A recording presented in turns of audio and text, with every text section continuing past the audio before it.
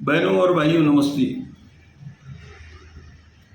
दोस्तों, आज उन लोगों को ढूंढा जाए जिन्होंने हमारे इस शहर, छोटा सा शहर 13 किलोमीटर का, जिसको महानगर पालिका बनाने में जी तोड़ मेहनत कर दी, नुक्कड़ सभाएं, दूसरी चीजें सब कर ली,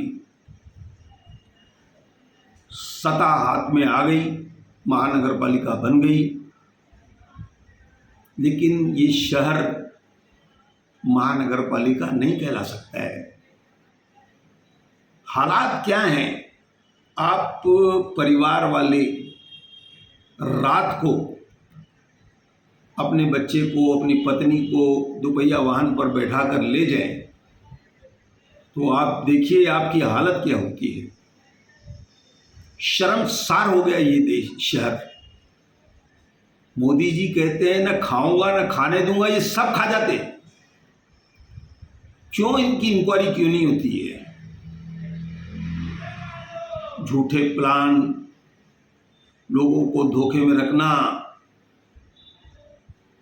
सड़कें आधी आधी बनी होना, सड़कों में गड्ढे, कई कई फीट के गड्ढे,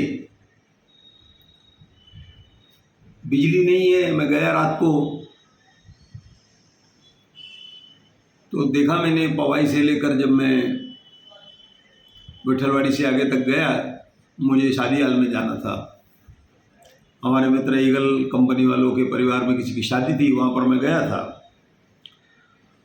पहले कल मुझे दो लोगों ने बताया, एक हमारे भाई कुलदीप सिंह ने और दूसरा सेवल ठक्कुर के सुपुत्र मनीष ने।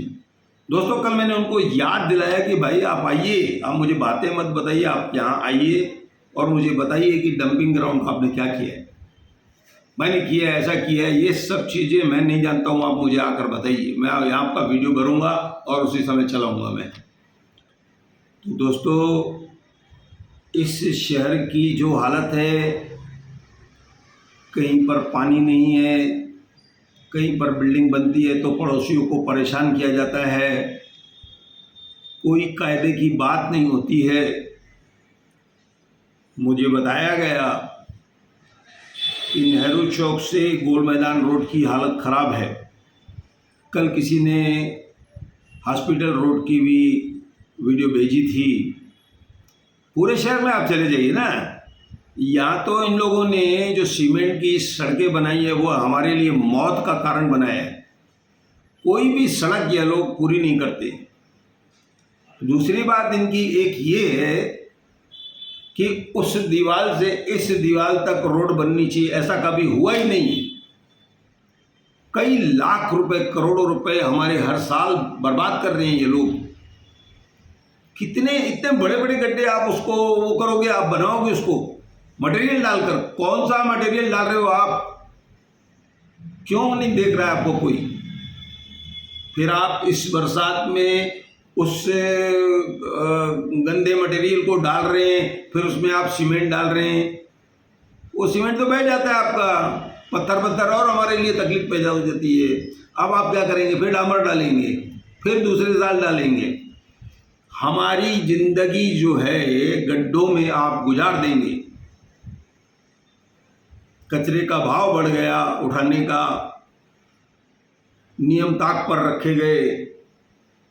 डंपिंग ग्राउंड से परेशान लोग, कहीं कहीं पानी नहीं होता है, बिजली का पता नहीं है। इसके अलावा महाराष्ट्र राज्य विद्युत मंडल की बिजली भी रोज बंद होती है, कभी भी बंद हो जाएगी। चलिए, आपका क्षेत्रफल अमरनाथ का जो है वो हमसे कितना ज़्यादा है, पहले आप उस बात पर आइए। कितनी बिल्डिंगें वहाँ पर है, वहाँ 24 घंटे पानी कैसे मिलता है? तो उसको महानगर पालिका नहीं बनाया गया आज तक। 1996 में आज आपने हमारे ऊपर जो थोप दी महानगर पालिका कि कचरा उठेगा, सफाई होगी, सड़कें बनेगी।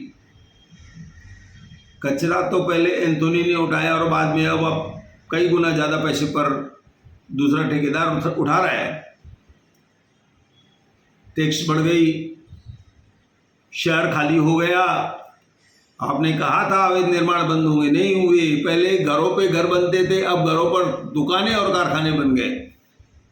गुंडागर्दी, दादागिरी। आप मना करके दिखाओ, जो ठेकेदार अगर अवैध निर्माण कर रहा है, आपकी बात सुनी नहीं जाएगी, क्योंकि नगर सेवक से लेकर के अधिकारियों तक पूरा आशीर्वाद उस बनाने वाले पर रहता है। आपको हकाल दिया जाएगा। मुझे कल बताया गया कि नीचे गोकुल नगर है, उसके पीछे घरों की पाइपलाइन थी जो नाली में डाल दी गई है। वहां पर एक दुकान नीचे ऊपर बन गई रिपेयरिंग परमिशन के आधार पर। तो ऐसी चीजें जो हो रही है, क्या आज तक आप अवैध निर्माण बंद करवा पाए? नहीं बंद करवा पाए। आज तक तो बिल्डिंगें गिर रही है, बिल्डिंगें खाली हो रही है, उसका कुछ नियम नहीं है। और बड़ी बात यह है कि जिन्होंने महानगर पालिका लाई थी वो तो एक किनारे हो गए। आखिर ये जो दर्द है वो किसको सुनाए हम लोग? हमारे ऑफिस के थोड़ा आगे आप एक्सपर्ट के बाहर जाएंगे, वहां पर गैस वालों ने एक गड्ढा खोद दिया है। कोई माई बाप नहीं है इस शहर का। 2 कारें अंदर जा चुकी है। एक कार तो एक बिटिया चला रही थी, क्या उसकी हालत हुई होगी मुझे बताइए आप। बिटिया चलाए या कोई भाई साहब चलाए, या हमारे कोई रिश्तेदार या मित्र चलाए, उसकी कार अगर अंदर चली जाए तो आप समझ रहे हो कि आपका कोई बोलने वाला नहीं, आप गड्ढे खोद देते। फिर एक्सपर्ट के बाद गैस के बुलबुले उठ रहे थे। कई बार उन्होंने फ़ोन किए, तब आकर के उन्होंने आए और उसको बनाया। अभी तो गैस लाइन आपने चालू नहीं की। तो आप गैस लाइन चालू करेंगे, गैस रिसाव होगा, उसको रोकेगा कौन? बड़ी दुखद बातें हैं। पूरा शहर गड्ढों में चला गया है। विट्ठलवाड़ी रोड पर आप जाइए, कहीं पर रोड बना हुआ है, कहीं पर नहीं बना है, कहीं पर नीचे ऊपर है, कहीं पर लेवल पर है। यही हालत यहाँ से आप आशेला मानेरा गांव से सीधा पवई तक जाइए तो वहां पर भी आपकी यही हालत है। क्या चाहते हैं आप कि बहुत सारे लोग मरे, उसके बाद आप इन सब चीजों पर ध्यान देंगे? और मैं ये फिर कह रहा हूं कि जो युवा है ना, युवा जैसे मनीष ठाकुर है, मनीष ठाकुर जी, जब तक आप अपनी बात क्लियर नहीं करोगे, मैं रुकने वाला नहीं हूं। कल आपने बताया कि ब्रिज जो नीचे जा रहे हैं वहां पर एक बहुत बड़ा गड्ढा है। मैं आपको धन्यवाद भी दे रहा हूं कि आपने एक पत्र बनाया, आप उनको देने जा रहे थे। लेकिन इस बात का क्या हुआ? आप युवाओं को एक गुच्छा बनाइए, एक साथ आइए। नहीं आ सकेंगे आप लोग, आप लोगों की विचारधारा नहीं मिलेगी। आप में से कोई भी एक 20-19 निकल गया तो आप लटक जाओगे। यूनिटी फोरम चलाते थे दादा माणिक गंगवानी जी, आखिरी तक चलाई उन्होंने। हालांकि शहर का दुर्भाग्य, कितने आयुक्त आए गए चले गए, बेचारे मेहनत करते थे। जितने भी उनके सदस्य थे खुद जाकर के पत्र दे के आते थे। उनके जो साथी है किशोर मूलचंदानी, कुलदीप सिंह, आयल सिंघानी, जिनको भी माणिक गंगवानी ने आदेश किया वो जाके पत्र दे करके आता था। हर आयुक्त से मिलते थे। मुझे नहीं लगता ये शहर सीधा होगा। बड़ा संकट उन लोगों के लिए आएगा। मेरी इस बात को आप लोग ध्यान रखना। जहां तो जो लोग फ्लैट खरीद रहे हैं, जैसे कि उस दिन प्रकाश कुकरेजा ने कह दिया कि पहले टाउन प्लानिंग में मच्छी थी, मूले नामक था, प्रकाश मूले टाउन। सालों से हो रहा है, सालों से आज तक कोई भी मैटर क्लियर नहीं है शहर में। अब बोले मगरमच्छ आ गए हैं। क्या प्लान पास करके देते हैं। साई आर्केट आज तक पूरा नहीं हुआ। फिर उसके लिए बारे में भी बताया गया। मुझे एक बार कहा गया था, गुलगुले थे गुलगुले, मैंने उसकी माहिती डाली, मैंने उसकी अपील की, तो गुलगुले ने कहा कि साहब ये बात जो बोल रहे हैं, अगर वो उस बात को पूरा नहीं करता है तो उनका प्लान रद्द हो सकता है। इतने बड़े मार्केट का उसमें क्या बाकी है बनना? एक ऊपर शादी हाल बनना बाकी है जो स्कूल वालों को दे दिया गया है। उसको कितना खूबसूरत मार्केट बनने वाला था, सिलाई वाले बैठ गए अंदर, दुकानें नहीं चलती है वहाँ पर। किसी शेर दिल ऑफिसर ने आकर सब्जी की गाड़ियाँ हटाई, वहाँ पर किसी का धंधा नहीं था।